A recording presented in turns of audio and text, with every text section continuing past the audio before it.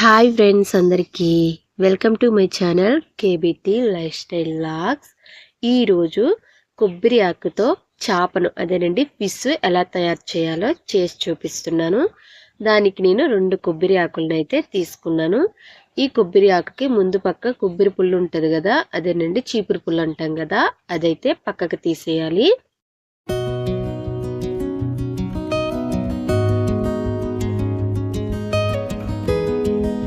తీసేసిన తర్వాత చూసారా 4 ఆకులు వచ్చాయి కదా. ఇప్పుడు ఈ 4 ఆకుల్ని సమానంగా పట్టుకొని సమానంగా ఉండేటట్టయితే కట్ చేసుకోండి. ఇంకో పక్క కూడా 2 పక్కలు కూడా ఇలాగే సమానంగా పట్టుకోవాలి. ఈ 4 ఆకులు ఒకే సమానంగా ఉండాలండి. అప్పుడే మనకి చేప చేసుకునేడానికి చాలా నీట్గా వస్తుంది, చూడడానికి అందంగా కనిపిస్తుంది. అందుకని ఇలా సమానంగా పట్టుకొని కట్ చేసుకోండి.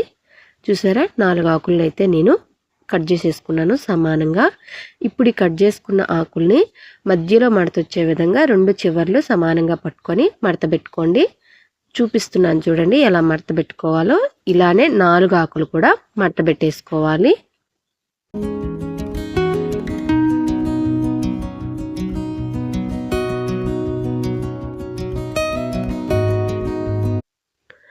ఇలా మడత పెట్టుకున్న ఆకుల్లో నుంచి నేను ఒక ఆకునైతే చేతిలోకి అయితే తీసుకున్నాను. మళ్ళీ ఇంకో ఆకు మడత పెట్టుకున్న ఆకుని తీసుకొని ఈ ఆకు మడత మధ్యలోకి నేను చేతిలో పట్టుకోయినాను చూసారా, ఆ ఆకు అయితే రావాలి. క్లియర్గా చూడండి, మీకైతే అర్థమైపోద్ది. ఇలా పెట్టుకున్న తర్వాత నేను మడత మధ్యలో పెట్టిన ఆకుని ఇలా ఆ ఆకు నిలువుగా వచ్చేటట్టయితే తిప్పుకున్నాను. చూడండి క్లియర్గా చూస్తే మీకు అర్థమైపోద్ది. ఇప్పుడు ఇంకో ఆకు తీసుకొని చేతితో పట్టుకోయినాను చూసారా నిలువుగా, ఈ ఆకు మడత మధ్యలోకి అయితే రావాలి.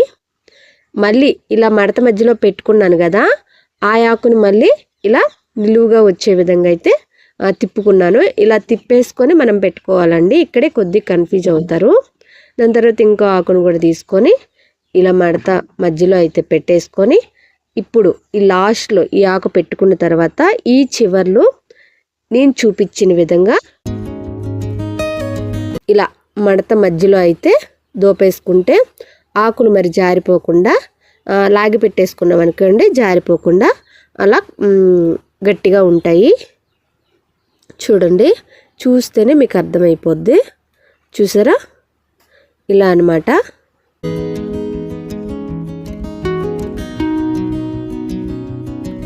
ఇలా టైట్గా లాగి పెట్టుకున్న తర్వాత ఇప్పుడు మనం ఏ పక్క ఆకుల్ని పెట్టేసుకున్నామో ఆ పక్క కాకుండా రివర్స్ తిప్పేసుకొని మనం అల్లుకోవాలి. అప్పుడే మనకి అల్లడం వస్తుంది.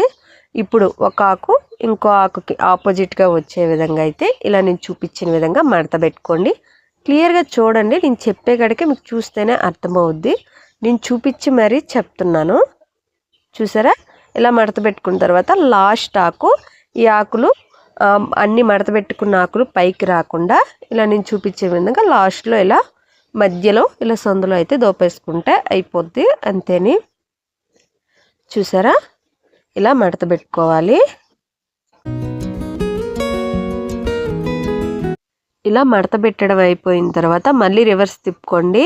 మనం ఏ పక్క మడత పెట్టుకున్నామో ఆ పక్క కాకుండా రివర్స్ తిప్పుకొని ఇప్పుడు మళ్ళీ 2 ఆకుల్ని ఈ ఆపోజిట్ ఆకు వైపు వచ్చే విధంగా అయితే ఈ ఆకుల్ని లాగి పెట్టేసుకుంటే దోపు పెట్టేసుకుంటే అయిపోద్ది. చూసారా ఇలా. ఇప్పుడు ఈ ఆకుని నేను చూపించే ఆకుని ఈ పక్కకు వచ్చే విధంగా ఆపోజిట్ వచ్చే విధంగా లాగి పెడుతున్నాను చూడండి, అంతేనండి. ఇప్పుడు మనకైతే ఫిష్ ఆకారం అయితే వచ్చేసింది, చేపాకారము. చూసారా ఇంక మరి ఈ 2 ఆకుల్ని దోపుకోవడం లాస్ట్లో.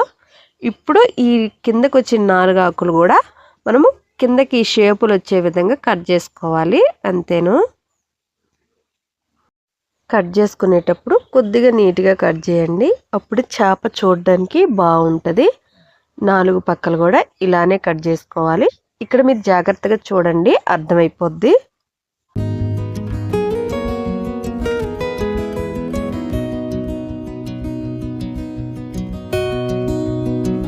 ఈ 2 ఆకులను కూడా నేను చూపించిన విధంగానే కట్ చేసుకోండి.